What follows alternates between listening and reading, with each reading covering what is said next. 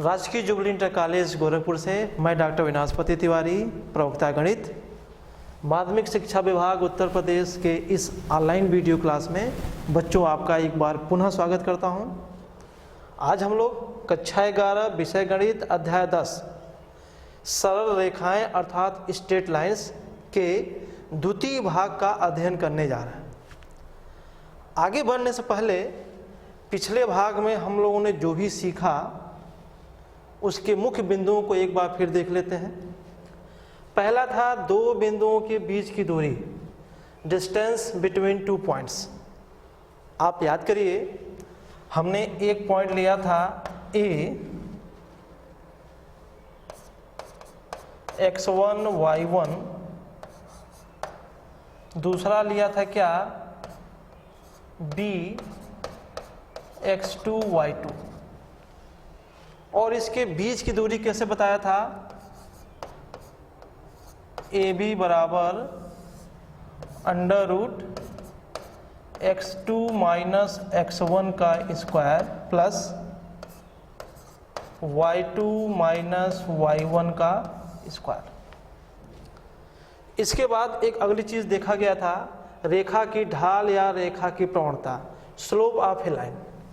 इसमें देखा गया था क्या कि यदि कोई रेखा x अक्ष के धन दिशा से वामावर्त दिशा में यानी एंटी क्लॉकवाइज डायरेक्शन में थीटा कोण बना रही हो, तो हम लोगों ने बताया था क्या कि m बराबर tan थीटा, जहां m क्या है उस रेखा की प्रवणता या ढाल है। उसके बाद से एक महत्वपूर्ण चीज और आया था क्या कि अगर दो बिंदु दिए गए हैं x1 y1 और x2 y2, तो इन दोनों बिंदुओं को मिलाने वाली रेखा की प्रवणता निकाली गई थी। कैसे बताया गया था, m बराबर y2 माइनस y1 अपान x2 माइनस x1। इसके बाद अब हम लोग नए भाग में आते हैं और भाग 2 के नए कॉन्सेप्ट्स को सीखते हैं। इस क्रम में सबसे पहला चीज आता है आपके सामने, दो रेखाओं के समांतर और परस्पर लंब होने का प्रतिबंध, condition for parallelism and perpendicularity of two lines. मतलब वह कंडीशन क्या है कि दो रेखाएं समांतर हों और दो रेखाएं परस्पर लंब हों। देखिए बच्चों, यहाँ हम दो लाइन लेते हैं, एक लाइन को L1 बोलते हैं और एक लाइन को L2 बोल रहे हैं। हम आगे कहते हैं कि इन दोनों रेखाओं की ढालें यानी कि प्रवणताएं क्रमशः M1 और M2 है। माना इनके झुकाव अल्फा और बीटा है, मतलब x अक्ष के धन दिशा से बना कोण अल्फा और बीटा है। जब झुकाव अल्फा और बीटा है और प्रवणता M1 और M2 है, तो हम लोग पढ़ चुके हैं कि देयरफॉर M1 कितना होगा, M1 होगा tan अल्फा और M2 कितना होगा, M2 होगा tan बीटा। अब पहला कंडीशन कहा जा रहा है कि यदि रेखाएं L1 और L2 परस्पर समांतर यानी पैरेलल हों। हम x एक्सिस y एक्सिस बनाते हैं, दोनों रेखाएं चूंकि समांतर लेना है तो हम ये दो रेखाएं ले लेते हैं। एक रेखा को L1 कह रहे हैं, एक रेखा को L2 कह रहे हैं। रेखाओं का झुकाव अल्फा और बीटा है, तो पहले रेखा का झुकाव अल्फा कह देते हैं, दूसरे रेखा का झुकाव बीटा कह देते हैं। देखिए, चूंकि रेखाएं समांतर हैं, तो जब समांतर हैं तो उन दोनों रेखाओं द्वारा x अक्ष के धन दिशा से बना कोण भी बराबर होगा, और x अक्ष से बना कोण बराबर होगा। इसका अर्थ है कि दोनों के झुकाव आपस में बराबर होंगे। तो चूंकि L1 तथा L2 समांतर हैं, देयरफॉर अल्फा बराबर बीटा। और जब अल्फा और बीटा है, अगर दोनों का tan ले लें तो tan अल्फा बराबर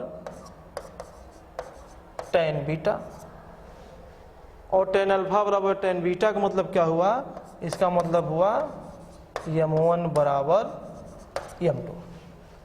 यहाँ एक बात आपको समझ में आ रही है कि अगर रेखाएं समांतर हैं तो m1 बराबर m2 होगा, मतलब उनकी प्रवणताएं भी आपस में बराबर होगी।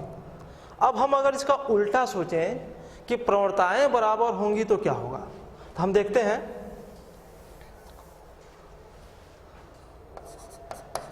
माना m1 बराबर m2, m1 बराबर m2 का मतलब हुआ क्या,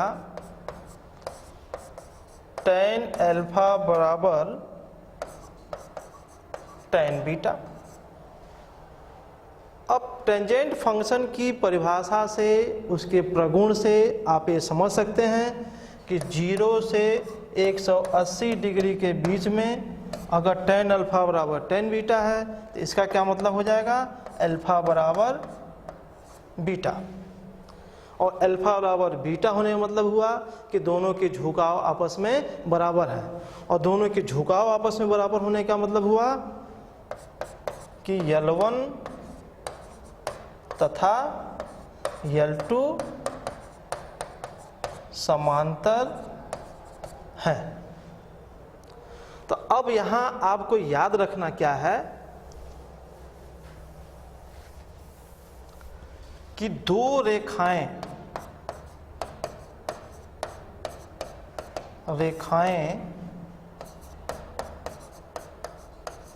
समांतर होंगी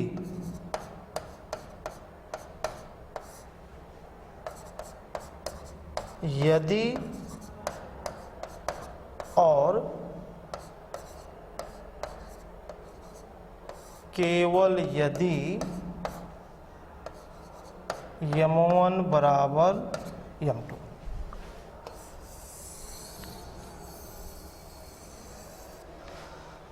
बच्चों, यदि और केवल यदि का अर्थ ये होता है कि अगर दो रेखाएं समांतर हैं तो m1 बराबर m2 होगा, और अगर m1 बराबर m2 है तो दो रेखाएं आपस में समांतर होंगी। आप इसको बढ़िया से याद कर लीजिएगा। अब हम अगली बात कह रहे हैं, यदि रेखाएं L1 तथा L2 परस्पर लंब हैं, यानी आपस में परपेंडिकुलर है, तो क्या होगा, समझते हैं इसको है आगे हम।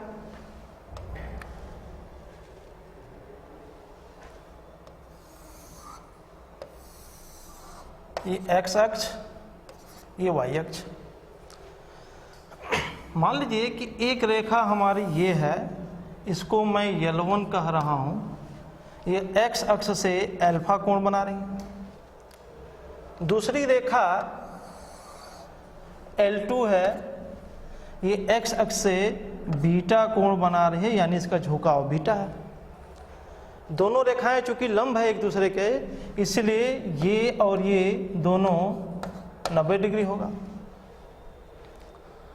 आपको मालूम है कि ये रेखा 180 डिग्री का होता है और ये बीटा है, तो ये कितना होगा, 180 माइनस बीटा। अब त्रिभुज के तीनों कोणों का योग कितना होता है, 180 होता है।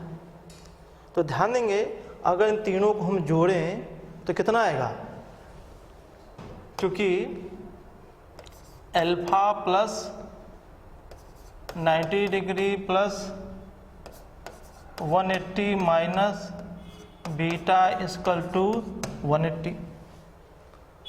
इसका मतलब क्या होगा कि alpha plus 90 degree minus beta equal to 0। Therefore beta कितना हो जाएगा, अल्फा प्लस,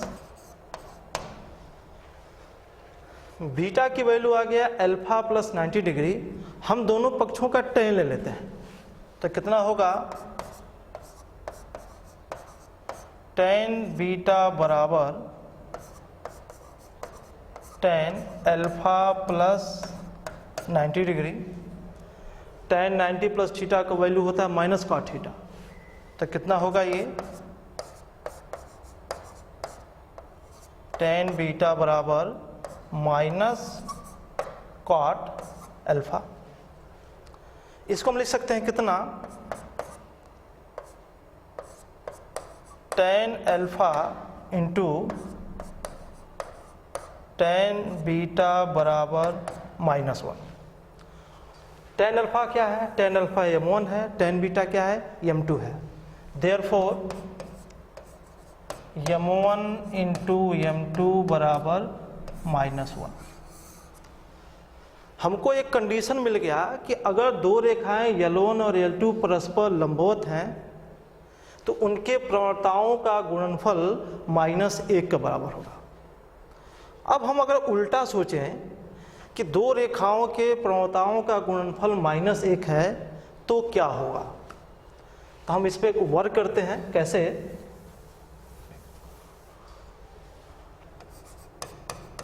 माना m1 इंटू m2 बराबर -1, तो m1 की वैल्यू क्या है, m1 की वैल्यू है टेन अल्फा, इसकी वैल्यू है टेन बीटा बराबर -1। टेन बीटा को अगर राइट कर दें तो 1/10 बीटा यानी कॉट बीटा हो जाएगा। तो क्या मिलेगा, टेन अल्फा बराबर माइनस कॉट बीटा। अब इस कॉट बीटा को हम लोग 10 में कन्वर्ट करने की कोशिश करते हैं। तो कैसे होगा देखिए, ten 90 degree plus beta, ten 90 plus beta की वैल्यू होता है माइनस कॉट बीटा। इसको एक तरीके से और हम लिख सकते हैं कैसे, या टेन बीटा माइनस 90 डिग्री। आप इसमें से माइनस कॉमन करेंगे तो टेन माइनस थीटा के फॉर्म में आ जाएगा। टेन माइनस थीटा की वैल्यू हो जाता है -10 थीटा, तो क्या होगा -10 90 माइनस बीटा, और टेन 90 माइनस बीटा की वैल्यू हो जाएगी कॉट बीटा। तो क्या मिलेगा हमें, माइनस कॉट बीटा। अब देखा जाए कि टेन अल्फा की वैल्यू टेन 90 प्लस बीटा या टेन बीटा माइनस 90। तो इसका मतलब हुआ क्या कि alpha equal to 90 plus beta या बीटा माइनस 90। इससे हमें ये मिलता है क्या कि alpha minus beta equal to 90 degree या alpha minus beta equal to -90 degree. अर्थात अल्फा तथा बीटा का अंतर 90 डिग्री है। इन दोनों कोणों का अंतर 90 डिग्री होने का मतलब क्या हुआ कि देयरफॉर L1 तथा L2 मतलब दोनों रेखाएं आपस में लंबवत है। तो हमें एक रियल रेखा मिला क्या, जो कि बहुत ही महत्वपूर्ण आपके लिए है।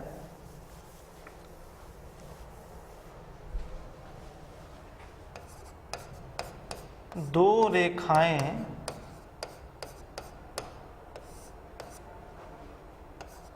L1 तथा L2 परस्पर लंब होंगे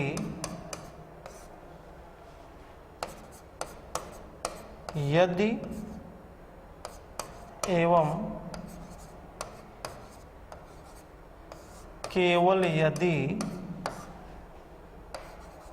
m1 इंटू m2 बराबर -1। आप बच्चों इस रिजल्ट को बहुत अच्छे ढंग से याद कर लेंगे। जब भी हम लोग न्यूमेरिकल प्रॉब्लम सॉल्व करेंगे, अगर हमें m1 इंटू m2 की वैल्यू -1 मिलती है तो हम समझ जाएंगे कि दोनों रेखाएं लंबवत हैं।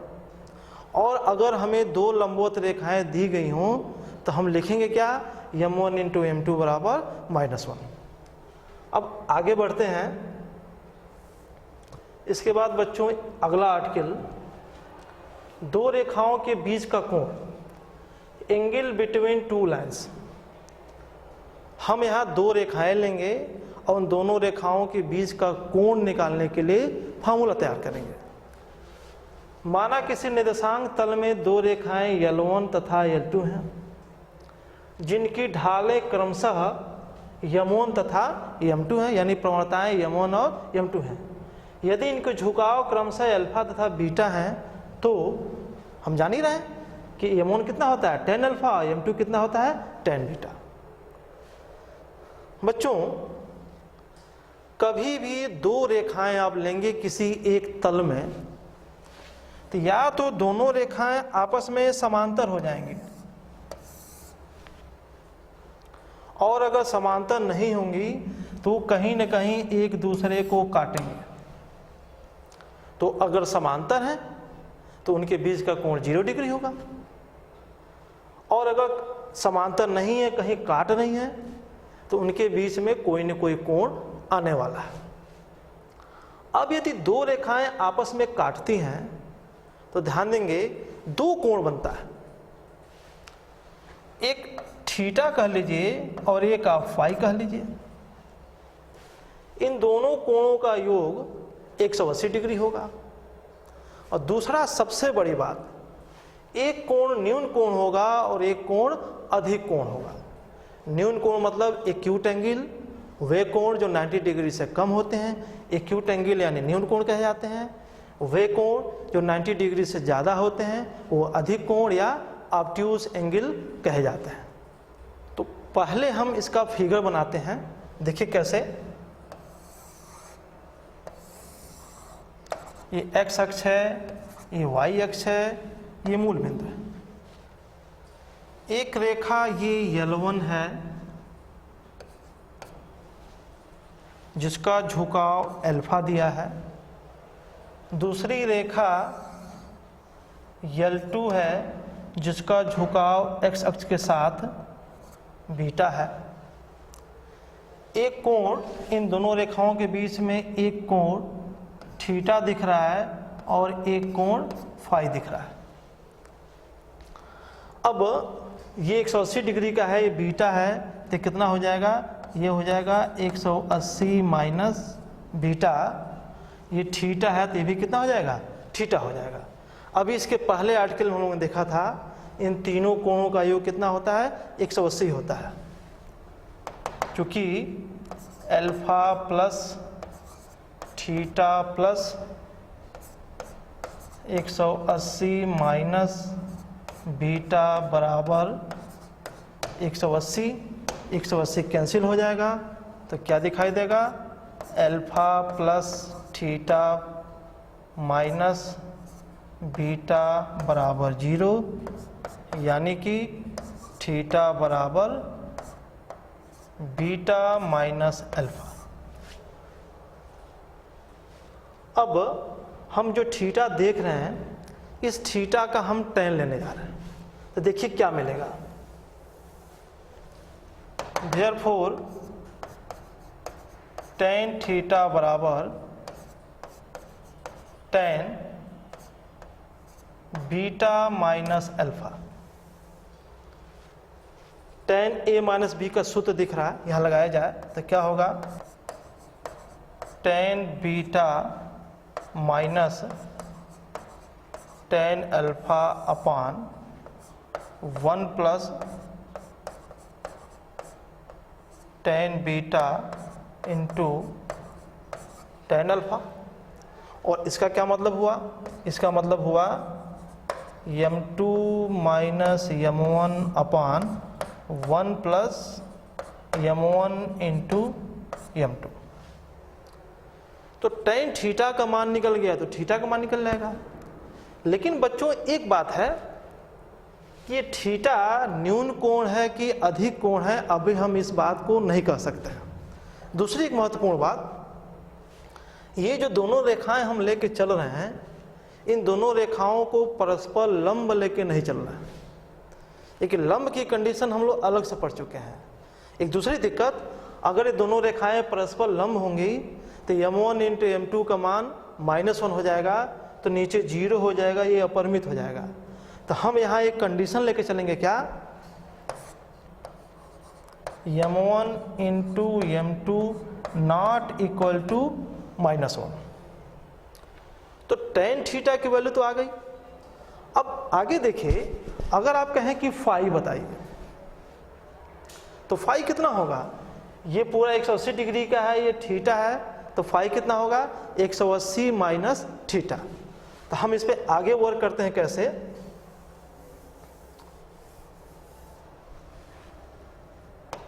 चूंकि फाई की वैल्यू है 180 माइनस थीटा, अगर tan ले लें तो tan phi equal to tan 180 minus theta. अब tan 180 माइनस थीटा की वैल्यू कितना होता है? Minus tan theta. तो कितना होगा? tan फाई बराबर माइनस tan थीटा। और tan थीटा का मान हम लोगों ने कितना देखा? Minus m2 minus m1 upon 1 plus m1 into m2। tan theta की भी वैल्यू हम लोगों ने निकाल लिया, tan फाई की भी वैल्यू हम लोगों ने निकाल लिया। हम थोड़ा सा और आगे और देखते हैं इसको।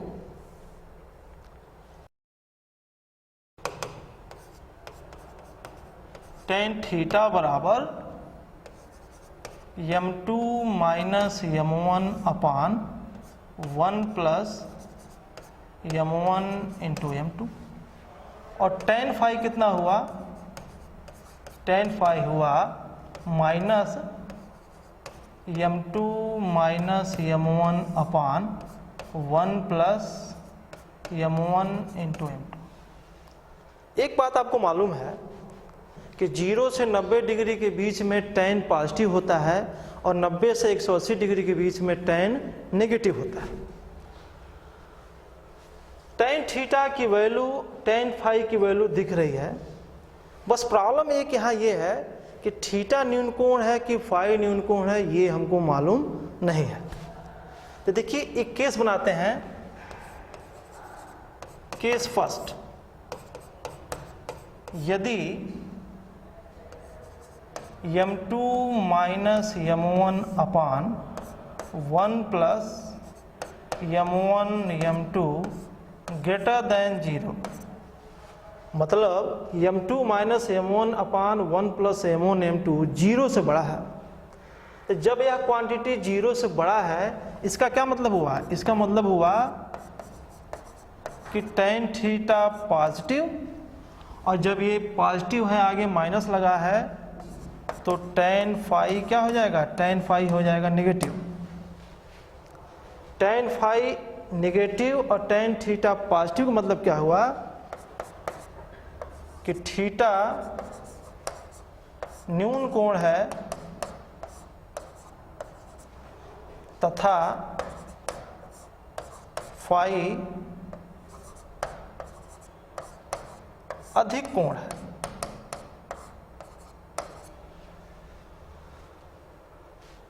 अब दूसरी काम करें, केस 2 की बात करें। केस 2, यदि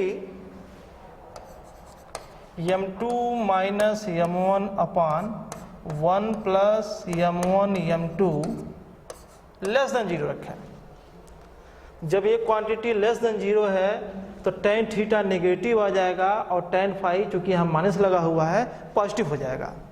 तो क्या होगा? tan थीटा लेस देन 0 और tan phi greater than 0। tan theta less than 0 का मतलब हुआ क्या? कि थीटा अधिक कोण तथा फाई न्यून कोण है। जब दो रेखाएं एक दूसरे को काट रही, एक न्यून कोण बना रहा है, एक अधिक कोण बना रहा है, तो हम जो न्यून कोण आ रहा है उसी को दोनों रेखाओं के बीच का कोण कहेंगे। हमें यहाँ न्यून कोण की तलाश है। तो अब आप देखिए यहाँ ये देख के ये आपको समझ में आ रहा है क्या कि अगर m2 minus m1 upon 1 plus m1 m2 0 से बड़ा है तो थीटा आपका न्यून कोण है और फाई आपका अधिक कोण है, और अगर इसकी वैल्यू 0 से कम है तो थीटा अधिक कोण हो जाएगा और फाई न्यून कोण हो जाएगा। और आपको तो चाहिए न्यून कोण। इसका मतलब ये हुआ कि आपको जो tan थीटा आ रहा है वह वैल्यू हमेशा पॉजिटिव चाहिए, ताकि कोण आपका न्यून कोण बना रहे या न्यून कोण आपको मिल जाए। तो अब हम यहाँ एक कह सकते हैं दोनों केस को मिला के क्या कि देयरफॉर tan थीटा बराबर क्या mod m2 minus m1 upon 1 plus m1 into m2, जहां थीटा क्या है, थीटा न्यून कोण है।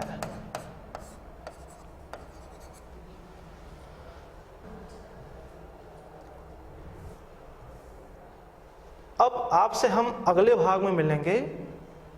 जाने से पहले हम आपको ये गृहकार दिए जा रहे हैं, आप इन गृहकार को बढ़िया से हल कर लीजिएगा। तीसरे भाग में बहुत जल्द हम आपके सामने प्रस्तुत होंगे। Okay, thank you.